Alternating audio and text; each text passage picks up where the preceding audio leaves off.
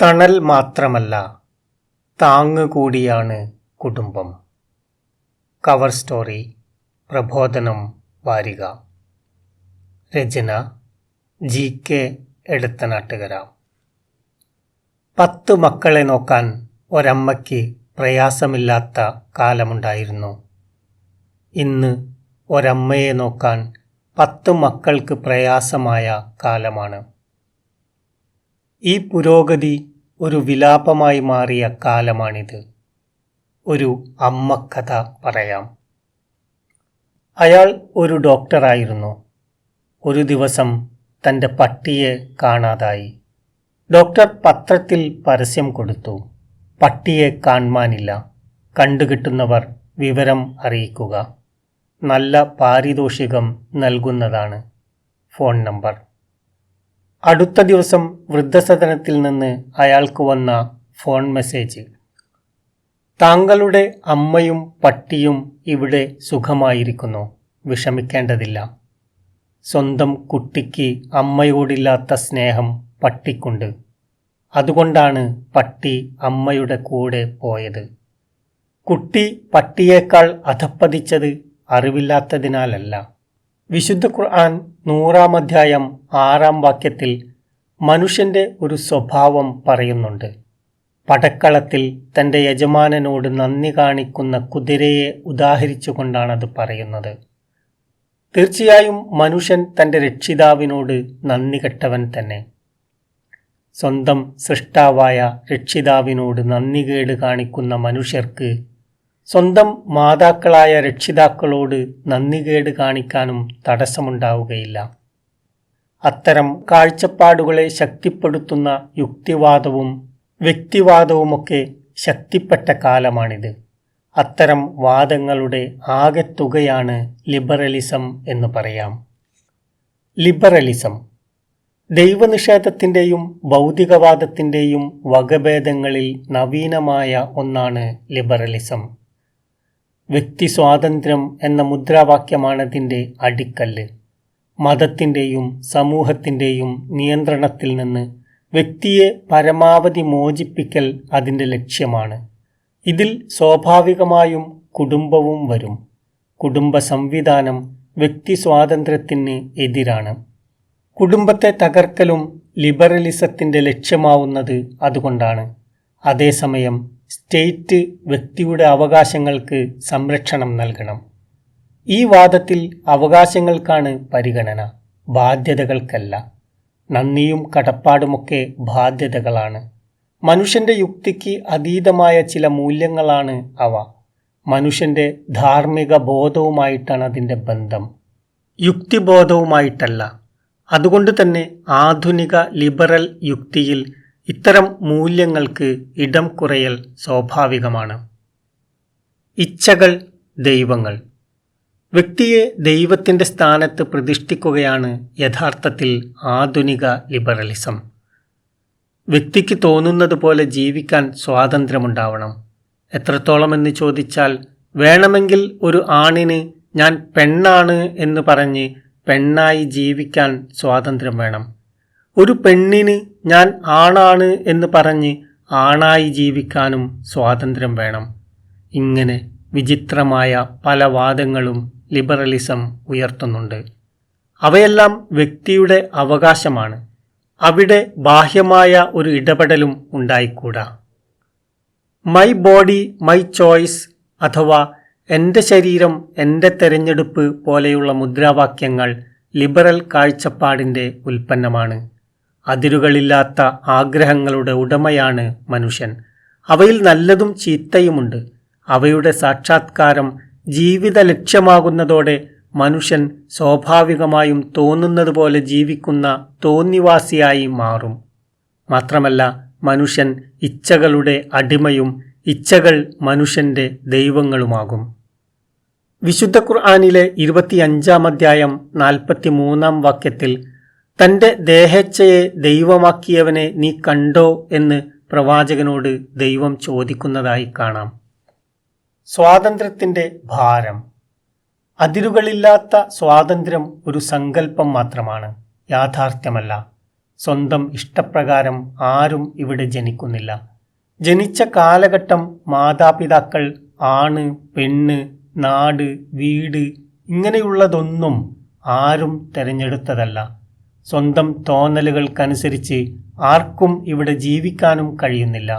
സുഖം, ദുഃഖം, ആരോഗ്യം, രോഗം, സമ്പന്നത, ദാരിദ്ര്യം, സൗന്ദര്യം, വൈരൂപ്യം, പ്രശസ്തി, അപ്രശസ്തി ഇവയൊന്നും തോന്നുന്ന പോലെ ജീവിതത്തിൽ ഉണ്ടാക്കാനോ ഇല്ലാതാക്കാനോ ആർക്കും സാധ്യമല്ല. സ്വന്തം ഇച്ഛപ്രകാരം മരിക്കാൻ പോലും മനുഷ്യന് കഴിയാറില്ല. മരിക്കാതിരിക്കാനാണ് മോഹം. പക്ഷേ മരിക്കും. എന്ന്, എപ്പോൾ, എവിടെ, എങ്ങനെ ഇതെല്ലാം മനുഷ്യന് അജ്ഞാതമാണ്. ആത്മഹത്യ ചെയ്യാൻ ശ്രമിച്ചിട്ട് പോലും പരാജയപ്പെടുന്നവരുണ്ട്. ഇങ്ങനെയുള്ള മനുഷ്യനാണ് പറയുന്നത് തൻ്റെ മേൽ തനിക്കു തന്നെയാണ് അധികാരം എന്ന്. ഈ വാദം യഥാർത്ഥത്തിൽ ഒരു തമാശ മാത്രമാണ്. ഈ തമാശയെ കാര്യത്തിലെടുക്കുന്ന വ്യക്തിവാദികൾ യഥാർത്ഥത്തിൽ യുക്തിശൂന്യരാണ്. ഗൗരവത്തോടെ ചിന്തിക്കാൻ കഴിയുന്നവനാണ് മനുഷ്യൻ. അതുകൊണ്ട് തന്നെ ജീവിതം വിലപ്പെട്ടതാണ്. ഈ വിലപ്പെട്ട ജീവിതത്തെ ഇക്കൂട്ടർ ഒരു തമാശയാക്കുകയാണ് ചെയ്യുന്നത്. ഈ ക്രൂരമായ തമാശ ഫലത്തിൽ മനുഷ്യനെ തന്നെയാണ് ഇല്ലാതാക്കുന്നത്. മനുഷ്യ സംസ്കാരം നിലനിൽക്കുന്നതിൻ്റെ രഹസ്യം യഥാർത്ഥത്തിൽ കുടുംബമാണ്. അതൊരു ദൈവിക സ്ഥാപനമാണ്. അതിൻ്റെ ഘടന ഏതെങ്കിലും ഭരണഘടനയിൽ എഴുതി ചേർക്കപ്പെട്ടതല്ല. മനുഷ്യ പ്രകൃതമറിയുന്ന ദൈവം മനുഷ്യന് മനുഷ്യനായി വളരാൻ രൂപപ്പെടുത്തിയതാണത്. മനുഷ്യന് യഥാർത്ഥ മനുഷ്യനായി ജനിക്കാനും ജീവിക്കാനുമുള്ള കളിത്തൊട്ടിലും കൊട്ടാരവുമാണ് കുടുംബം. അതില്ലാതെ പോയാൽ യഥാർത്ഥ മനുഷ്യനായി ജനിക്കാനും ജീവിക്കാനും മരിക്കാനും മനുഷ്യന് കഴിയാതെ വരും. എന്തുകൊണ്ട്? ഇര തേടാൻ പ്രായമായാൽ അമ്മക്കോഴി അതിൻ്റെ കുഞ്ഞുങ്ങളെ കൊത്തി ആട്ടാറുണ്ട്. അമ്മക്കോഴി അതിൻ്റെ കുഞ്ഞായ പൂവൻ കോഴിയെ കൊത്തി ആട്ടുന്നതോടെ അത് പിന്നെ മകൻ അല്ലാതായി മാറും. പിടക്കോഴി പിന്നെ മകളുമല്ല. കൂടപ്പിറപ്പായ പൂവൻ കോഴിക്ക് പിടക്കോഴി പെങ്ങളുമല്ല, പിടക്കോഴി മാത്രമാണ്. പക്ഷി മൃഗാദികൾ പൊതുവിൽ ഇങ്ങനെയാണ്. മനുഷ്യൻ പക്ഷേ പൊതുവിൽ ഇങ്ങനെയല്ല. ഇര തേടാൻ പ്രായമായാൽ മാതാപിതാക്കൾക്ക് മക്കളോട് സ്നേഹം ഇല്ലാതാവുകയില്ല. മക്കൾ പിരിഞ്ഞു പോവുകയുമില്ല. പക്ഷി മൃഗാദികളിൽ നിന്ന് മനുഷ്യനെ വേർതിരിക്കുന്ന പല ഘടകങ്ങളിൽ ഒന്ന് ഇതാണ്. കുടുംബം എന്ന സംവിധാനം നിലനിൽക്കുന്നതും അതുകൊണ്ടാണ്. ഒരു കുടുംബത്തിൽ ഇണകളായി ആണും പെണ്ണുമായ പിതാവും മാതാവുമുണ്ട്. ആണും പെണ്ണുമായി മക്കളുമുണ്ട്. ഇവർക്കെല്ലാം പരസ്പരം ബാധ്യതകളും അവകാശങ്ങളുമുണ്ട്. ഇവിടെ ഇണകൾക്ക് ഇണചേരാൻ അനുവാദമുള്ളൂ. ദൈവിക അധ്യാപന പ്രകാരം ഇണചേരാനുള്ള ലൈസൻസ് വിവാഹമാണ്. പക്ഷിമൃഗാദികൾക്ക് ഇങ്ങനെയുള്ള വ്യവസ്ഥകളില്ല. അതുകൊണ്ട് തന്നെ കുടുംബ സംവിധാനവുമില്ല. അവർക്കതിൻ്റെ ആവശ്യവുമില്ല. കാരണം പക്ഷിമൃഗാദികൾ ജീവിക്കുന്നത് കാഴ്ചയുടെ അടിസ്ഥാനത്തിലാണ്. ജന്മവാസനകൾക്കനുസരിച്ചാണ് അവ ജീവിക്കുക. എന്നാൽ മനുഷ്യൻ ജീവിക്കേണ്ടത് കാഴ്ചപ്പാടിൻ്റെ അടിസ്ഥാനത്തിലാണ്. യഥാർത്ഥ മനുഷ്യനായി ജീവിക്കാൻ ശരിയായ കാഴ്ചപ്പാട് ആവശ്യമാണ്. അത് ജന്മം കൊണ്ട് കിട്ടുന്നതല്ല. ദിവ്യ വെളിപാടിലൂടെ പ്രവാചകന്മാർ വഴിയാണത് നൽകപ്പെട്ടിട്ടുള്ളത്. കാഴ്ചയുടെ അടിസ്ഥാനത്തിൽ അഥവാ ജന്മവാസനയ്ക്കനുസരിച്ച് ജീവിക്കുന്ന പക്ഷിമൃഗാദികളുടെ ധർമ്മം പ്രകൃതിപരമാണ്. എന്നാൽ മനുഷ്യൻ്റേത് അങ്ങനെയല്ല. മനുഷ്യൻ്റെ ധർമാധർമ്മ ബോധമാണതിന് കാരണം. ഒരു പൂവൻ കോഴിക്ക് അതിൻ്റെ അമ്മക്കോഴി കാഴ്ചയിൽ ഒരു പിടക്കോഴി മാത്രമാണ്. മറ്റ് പിടക്കോഴികളെപ്പോലെ. ഒരു ആൺകഴുതയ്ക്ക് അതിൻ്റെ അമ്മക്കഴുത ഒരു പെൺകഴുത മാത്രമാണ്. മറ്റ് പെൺകഴുതകളെപ്പോലെ. അതിനാൽ അവയ്ക്ക് അമ്മയോട് സവിശേഷ പെരുമാറ്റം ബാധകമല്ല. അമ്മയുമായി ഇണചേരാൻ പോലും ഒരു തടസ്സവുമില്ല. എന്നാൽ മനുഷ്യനെ സംബന്ധിച്ചിടത്തോളം തന്നെ നൊന്തുപറ്റ മാതാവ് കാഴ്ചയിൽ ഒരു സ്ത്രീ മാത്രമാണ്. എന്നാൽ അത് ഒരു സ്ത്രീ മാത്രമല്ല, തൻ്റെ അമ്മ കൂടിയാണ്. ഈ കാഴ്ചപ്പാടാണ് മനുഷ്യനെ മനുഷ്യനാക്കുന്ന ഒരു ഘടകം. ഈ കാഴ്ചപ്പാടാണ് സദാചാരത്തിൻ്റെ അടിസ്ഥാനം. കുടുംബം എന്ന ദൈവിക സ്ഥാപനത്തിൻ്റെ അടിപ്പടവാണ് സദാചാരം. ഈ കാഴ്ചപ്പാട് അഥവാ സദാചാരം പക്ഷിമൃഗാദികൾക്ക് ബാധകമല്ല. കാരണം അവ കാഴ്ചയുടെ അടിസ്ഥാനത്തിലാണ് ജീവിക്കുന്നത്, കാഴ്ചപ്പാടിൻ്റെ അടിസ്ഥാനത്തിലല്ല. ലിബറലിസം കാഴ്ചയുടെ അടിസ്ഥാനത്തിൽ ജീവിക്കാനാണ് മനുഷ്യനെ പ്രേരിപ്പിക്കുന്നത്. അങ്ങനെ വരുമ്പോൾ അമ്മ സ്ത്രീ മാത്രമാണ്, സദാചാരം അന്ധവിശ്വാസവും. കൺസെന്റ് അഥവാ സമ്മതമുണ്ടെങ്കിൽ മാതാവുമായും ഇണചേരാം. ലിബറലിസം അനുസരിച്ച് പക്ഷിമൃഗാദികളിൽ നിന്നുള്ള മനുഷ്യന്റെ പുരോഗതി സമ്മതം എന്ന നിബന്ധനയിൽ മാത്രമാണ്. ഈ അധപ്പതനം ഇവിടെ മാത്രം ഒതുങ്ങുകയില്ല. മനുഷ്യനാഗരികതയെ മുച്ചൂടും ബാധിക്കുന്ന ഒരു വൻ വിപത്താണത്. ഒരു ന്യായം: പാറി നടക്കും പറവകളൊന്നും വേളി കഴിക്കാറില്ല. കൂടെയുറങ്ങാൻ മാരേജ് ആക്റ്റും താലിയുമൊന്നും വേണ്ട. ജനകീയമായൊരു സിനിമാ ഗാനത്തിലെ വരികളാണിത്. പക്ഷികൾ വേളി കഴിക്കുന്നില്ല എന്ന ന്യായമാണ് വിവാഹത്തിനെതിരെ ഇവർ ഉന്നയിക്കുന്നത്. പക്ഷിമൃഗാദികൾ വേളി കഴിക്കുന്നില്ലെന്ന് ആരാണ് പറഞ്ഞത്? തെറ്റാണ് ആ പറയുന്നത്. വേളി കഴിക്കുക എന്നാൽ ഒരു നിയമത്തിന് വിധേയമാവലാണ്. ഓരോ ജീവിക്കും എല്ലാ കാര്യത്തിലും അതിൻ്റെ പ്രകൃതമനുസരിച്ച് ചില നിയമവ്യവസ്ഥകളുണ്ട്. ചില ജീവികൾക്ക് ഇണചേരാൻ സീസൺ വരെയുണ്ട്. ഗർഭിണിയായ പശുവുമായി കാള ഇണചേരാറില്ല. അവയുടെ സ്വാതന്ത്ര്യം നിയമവിധേയമാണെന്നർത്ഥം. അതിനാൽ ബലാത്സംഗം ചെയ്ത് കൊല്ലൽ പോലെയുള്ള അതിക്രമങ്ങൾ അവയ്ക്കിടയിലില്ല. പ്രകൃതിപരമായ ചില നിയമങ്ങളും നിയന്ത്രണങ്ങളും അവയ്ക്ക് ദൈവം നൽകിയിട്ടുണ്ട് എന്നർത്ഥം. മനുഷ്യന് നിയമങ്ങളും നിയന്ത്രണങ്ങളും പ്രകൃതിപരമായിട്ടല്ല, ധാർമ്മികമായിട്ടാണ് നൽകിയിട്ടുള്ളത്. അവ അനുസരിക്കാനും ധിക്കരിക്കാനും മനുഷ്യന് സ്വാതന്ത്ര്യമുണ്ട്. മനുഷ്യജീവിതം ദൈവത്തിൻ്റെ പരീക്ഷണം ആകുന്നത് ഇവിടെയാണ്. ദൈവാനുസരണം ധാർമ്മികതയിലേക്കും ധാർമ്മികത സ്വർഗത്തിലേക്കുമാണ് മനുഷ്യനെ നയിക്കുക. ദൈവധിക്കാരം അധാർമികതയിലേക്കും അധാർമികത നരകത്തിലേക്കും നയിക്കും. ഇതാണ് ദൈവിക അധ്യാപനത്തിൻ്റെ കാമ്പും കാതലും. മനുഷ്യനായി ജനിക്കാൻ. മനുഷ്യൻ യഥാർത്ഥ മനുഷ്യനാവുന്നത് ചില ഘടകങ്ങൾ ചേരുമ്പോഴാണ്. കുടുംബ ബന്ധങ്ങൾ അതിൽ പ്രധാന ഘടകമാണ്. കുടുംബമില്ലെങ്കിൽ തന്തയില്ലാതെ ജനിക്കേണ്ടി വരും. മാത്രമല്ല, പിതാവില്ലെങ്കിലും ആ സ്ഥാനത്ത് പകരക്കാരുടെ സാധ്യതയും കുടുംബമില്ലെങ്കിൽ ഉണ്ടാവുകയില്ല. ഡേവിഡ് ബ്ലാങ്കൻ ഹേനിൻ്റെ പ്രസിദ്ധ പുസ്തകമാണ് ഫാദർലെസ് അമേരിക്ക, അതായത് അച്ഛനില്ലാത്ത അമേരിക്ക. ആധുനിക ലിബറലിസം കുടുംബത്തെ തകർത്തതിൻ്റെ ബാക്കി പത്രമാണ് അതിലെ ഇതിവൃത്തം. ഭൗതികതയിൽ പുരോഗതിയും മാനുഷികതയിൽ അധോഗതിയും എന്ന അവസ്ഥയിലാണ് അമേരിക്കയെപ്പോലെയുള്ള പല രാജ്യങ്ങളും. അധോഗതിയുടെ കാരണങ്ങളിലൊന്ന് കുടുംബത്തകർച്ചയാണ്.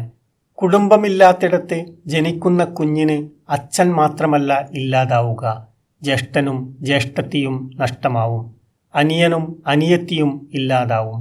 വല്യച്ഛനും കുട്ടിയച്ഛനും എന്താണെന്നറിയില്ല. അമ്മാവനും അമ്മായിയും സങ്കല്പം മാത്രമായി അവശേഷിക്കും.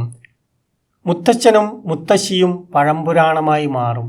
കുടുംബ ബന്ധങ്ങൾ മാനുഷിക ബന്ധങ്ങളുടെ പ്രാഥമിക അടരാണ്. അതെന്താണെന്ന് അറിയാത്ത ഒരാൾക്ക് മനുഷ്യബന്ധങ്ങളുടെ അർത്ഥം അറിയാതാകും. അങ്ങനെ വളർന്ന ഒരാൾ മനുഷ്യപ്പറ്റുള്ള ഒരു നല്ല മനുഷ്യനാവാനുള്ള സാധ്യത വളരെ കുറയും.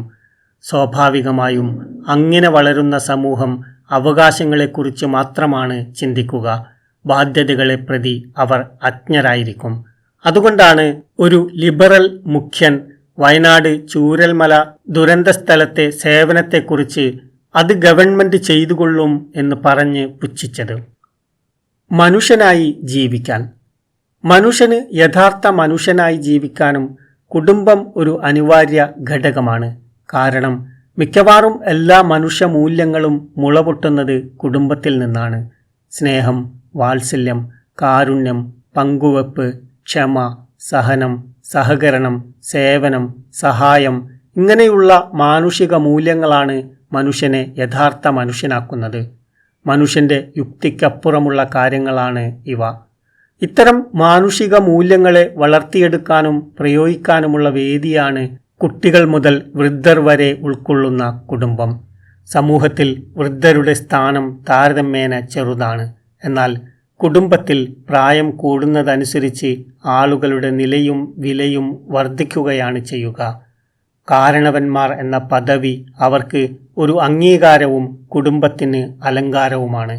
ജീവിതത്തിൻ്റെ അവസാന നാളുകളിൽ സ്നേഹിക്കപ്പെട്ടും പ്രത്യേകം പരിഗണിക്കപ്പെട്ടും ജീവിക്കാൻ ആരും ആഗ്രഹിച്ചു പോകും.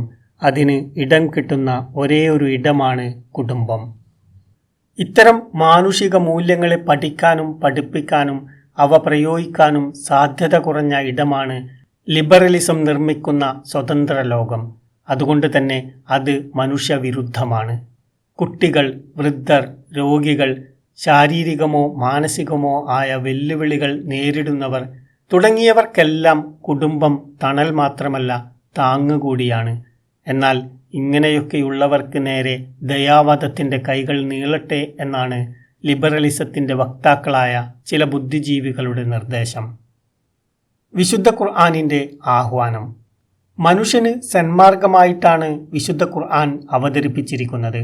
ഖുർആനിലെ 4-ാം അധ്യായം തുടങ്ങുന്നത് തന്നെ ദൈവത്തെ സൂക്ഷിക്കുന്നതോടൊപ്പം കുടുംബ ബന്ധങ്ങൾ കൂടി സൂക്ഷിക്കാൻ ഊന്നിപ്പറഞ്ഞുകൊണ്ടാണ്. ജനങ്ങളെ, നിങ്ങളുടെ നാഥനെ സൂക്ഷിക്കുക. ഒരൊറ്റ സത്തയിൽ നിന്ന് നിങ്ങളെ സൃഷ്ടിച്ചവനാണ് അവൻ. അതിൽ നിന്നു തന്നെ അതിൻ്റെ ഇണയെ സൃഷ്ടിച്ചു. അവ രണ്ടിൽ നിന്നുമായി ധാരാളം പുരുഷന്മാരെയും സ്ത്രീകളെയും അവൻ വ്യാപിപ്പിച്ചു. ഏതൊരു ദൈവത്തിൻ്റെ പേരിലാണോ നിങ്ങൾ അന്യോന്യം അവകാശങ്ങൾ ചോദിക്കുന്നത്, അവനെ സൂക്ഷിക്കുക, കുടുംബ ബന്ധങ്ങളെയും.